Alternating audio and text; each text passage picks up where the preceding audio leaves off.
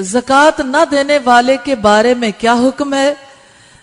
ज़कात न देने के दो असबाब हैं। नंबर एक फर्जियत का इनकार और नंबर दो कंजूसी और बुखल।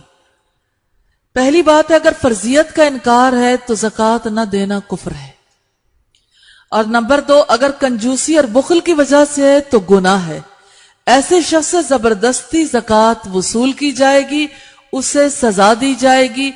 अगर जंग पर उतर आए तो उस वक्त तक जंग की जाएगी जब तक ज़कात अदा न कर दे।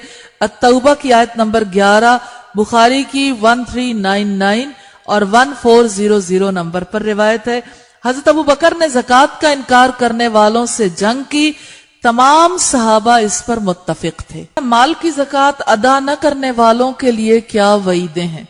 पहली बात है, ज़कात के माल की आग से उसकी पेशानी पहलुओं और उनकी पेशानियों, पहलुओं और पुश्तों को दागा जाएगा। अस्तगफिरुल्लाह। और तौबा की 34 और 35 नंबर आयात से पता चलता है। दूसरी बात यह कि माले ज़कात गंजे नाग की शक्ल में डसेगा।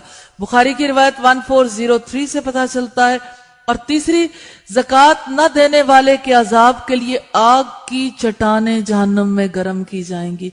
मुस्लिम की 2290 नंबर रिवायत से पता चलता है।